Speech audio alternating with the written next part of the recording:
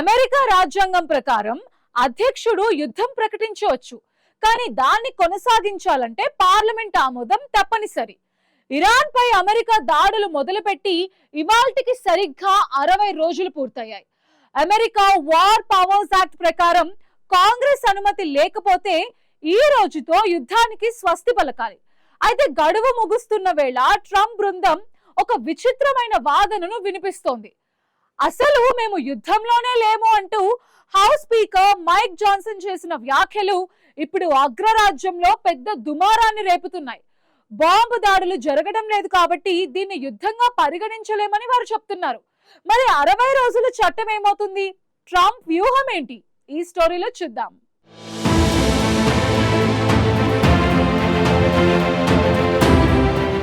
ఇరాన్తో America యుద్ధం మొదలై 60 రోజుల గడువు ముగియబోతున్న కీలక సమయంలో ట్రంప్ బృందం కీలక ప్రకటన చేసింది. ఓవైపు ఇరాన్తో ఉద్రిక్తతలు కొనసాగిస్తూనే మేము యుద్ధంలో లేము అంటూ ట్రంప్ బృందం చేసిన ప్రకటన పెద్ద రాజకీయ చట్టపరమైన చర్చకు తెరలేపింది. అయితే ఇది సాధారణ ప్రకటన కాదని, ఇది అమెరికా రాజ్యాంగ వ్యవస్థలో ఉన్న అధికారాల సరిహద్దులను, అధ్యక్షుడి నిర్ణయాధికారాన్ని, అలాగే కాంగ్రెస్ పాత్రను నేరుగా తాకే అంశమని విశ్లేషకులు చెబుతున్నారు. ఈ నేపథ్యంలో America house speaker Mike Johnson చేసిన వ్యాఖ్యలు ప్రాధాన్యతను సంతరించుకున్నాయి. ప్రస్తుతం బాంబు దాడులు లేవు, క్రియాశీల సైనిక చర్యలు లేవు, మేము శాంతి స్థాపన కోసం ప్రయత్నిస్తున్నామంటూ ఆయన చేసిన వ్యాఖ్యలు ఇప్పుడు సంచలనంగా మారాయి. దీంతో ఓవైపు పరిస్థితి నియంత్రణలో ఉందని చెప్పే ప్రయత్నం చేస్తూ మరోవైపు చట్టపరమైన ఒత్తిడి నుంచి తప్పించుకునే ప్రయత్నం చేస్తున్నారని విశ్లేషకులు భావిస్తున్నారు. అమెరికాలో యుద్ధానికి సంబంధించిన నిర్ణయాలు తీసుకోవడంలో స్పష్టమైన చట్టపరమైన పరిమితులు ఉన్నాయి.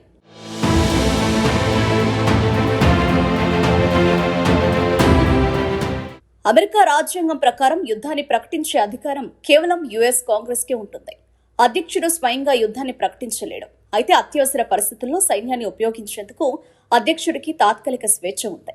అదే సమయంలో 1973లో తీసుకొచ్చిన వార్ పవర్స్ రెవల్యూషన్ ప్రకారం కాంగ్రెస్ అనుమతి లేకుండా అధ్యక్షుడు సైనిక చర్యలు కొనసాగించడం గరిష్ట గడువు 60 రోజులు మాత్రమే.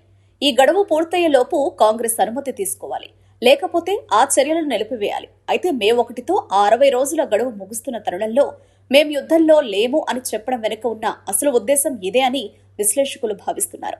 ఒకవేళ ఇది అధికారికంగా యుద్ధంగా పరిగణిస్తే కాంగ్రెస్ అనుమతి తప్పనిసరి అవుతుంది. కానీ దాన్ని సైనిక చర్యలు కాదు, కేవలం భద్రతా చర్యలుగా చూపిస్తే ఆ చట్టపరమైన బాధ్యత నుంచి బయటపడే అవకాశం ఉంటుంది.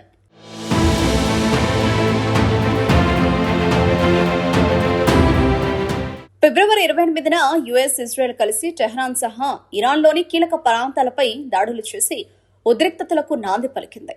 ఆ దాడులో ఇరాన్ సైనిక వ్యవస్థకు గట్టి దెబ్బ తగిలింది. దీనికి ప్రతీకారంగా ఇరాన్ కూడా గల్ఫ్ దేశాల్లోని అమెరికా స్థావరాలను లక్ష్యంగా చేసుకుని దాడులు చేసింది.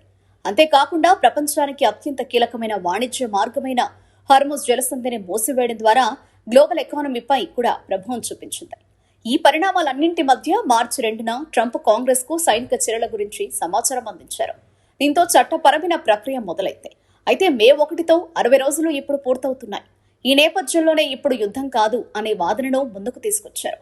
అయితే ఇక్కడ అధ్యక్షుడికి ఉన్న వీటో పవర్ పైన చర్చ జరుగుతోంది. ఒకవేళ కాంగ్రెస్ యుద్ధాన్ని నిలిపివేయాలని తీర్మానం తీసుకొచ్చినా అధ్యక్షుడికి దానిని తిరస్కరించే అధికారం ఉంది. ఇదే సమయంలో రిపబ్లికన్ పార్టీ ఆధీనంలో ఉన్న హౌస్ లో ఎలాంటి తీర్మానం ఆమోదం పొందడం కూడా అంత సులభం కాదు. దీంతో పరిస్థితి పూర్తిగా రాజకీయ సమీకరణలపై ఆధారపడుతోంది.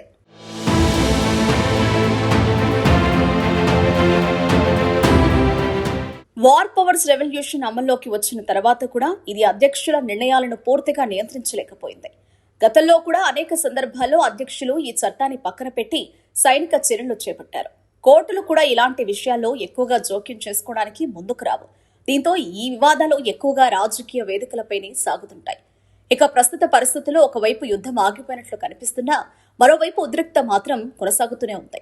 యుద్ధం లేదు అనే ప్రకటన వెనుక అసలు యుద్ధాన్ని పూర్తిగా ఆపేసే ఉద్దేశమా, లేక చట్టపరమైన ఒత్తిడిని తప్పించుకునే వ్యూహమా అన్నది ఇప్పుడు పెద్ద ప్రశ్నగా మారింది. ఇదే సమయంలో శాంతి చర్చలు జరుగుతున్నాయని చెప్పడం కూడా ఒక వ్యూహాత్మక ప్రకటనేనని విశ్లేషకులు చెబుతున్నారు. ప్రస్తుతం అంతర్జాతీయంగా అమెరికా మీద ఒత్తిడి పెరుగుతోంది. యుద్ధాన్ని ఆపాలని, చర్చలకు ప్రాధాన్యం ఇవ్వాలని ప్రపంచ దేశాలు కోరుతున్నాయి. ఈ నేపథ్యంలో మేము శాంతి కోసం ప్రయత్నిస్తున్నామని చెప్పడం ఒక రకంగా దౌత్యపరమైన ఇమేజ్ ను కాపాడుకునే ప్రయత్నంగా కూడా భావించవచ్చంటున్నారు.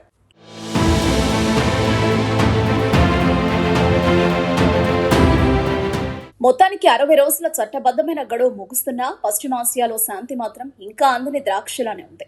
యుద్ధంలో లేమో అని చెబుతూనే ఇరాన్ గొంతు నొక్కేలా దిగ్బంధనాన్ని కొనసాగిస్తున్న ట్రంప్ వ్యూహం ఏ మేరకు పారుస్తుందో చూడాలి. ఒకవైపు చట్టం, మరోవైపు అధ్యక్షుడి పంతం. ఈ రెండింటి మధ్య అమెరికా రాజ్యాంగం ఎలాంటి పరీక్షను ఎదుర్కోబోతుంది అన్నది చర్చనీయాంశంగా మారింది.